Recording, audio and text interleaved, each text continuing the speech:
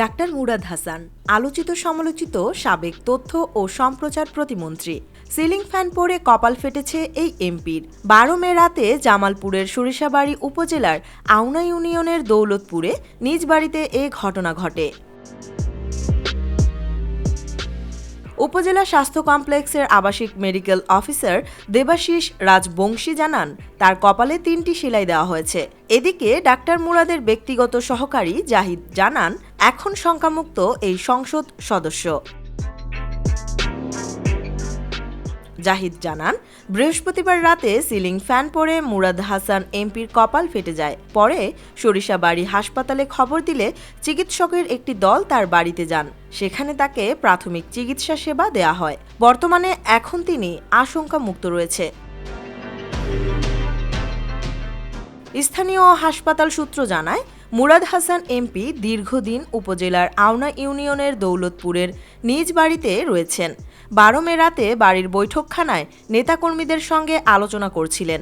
এ সময় ceiling fan Murad Hasan এমপির কপালের ওপর পড়ে। এই ঘটনায় তিনি গুরুতর আহত হলে উপজেলা স্বাস্থ্য কমপ্লেক্সে খবর দেওয়া হয়। পরে স্বাস্থ্য কমপ্লেক্স থেকে চিকিৎসক এসে তাকে প্রাথমিক চিকিৎসা সেবা দেন। উপজেলা স্বাস্থ্য কমপ্লেক্সের আবাসিক মেডিকেল অফিসার দেবাশিস রাজবংশী জানান, সিলিং ফ্যান মাথায় পড়ে সাবেক তথ্য ও সম্প্রচার প্রতিমন্ত্রী মুরাদ হাসান এমপি গুরুতর আহত হওয়ার খবর পাই। পরে হাসপাতালে একটি চিকিৎসক দল মুরাদ হাসান এমপির বাড়িতে গিয়ে তাকে প্রাথমিক চিকিৎসা দেয়। তিনি আরও বলেন, তার কপালে ৩টি সেলাই দেওয়া হয়। বর্তমানে তিনি নিজ বাড়িতে চিকিৎসকের পর্যবেক্ষণে আছেন।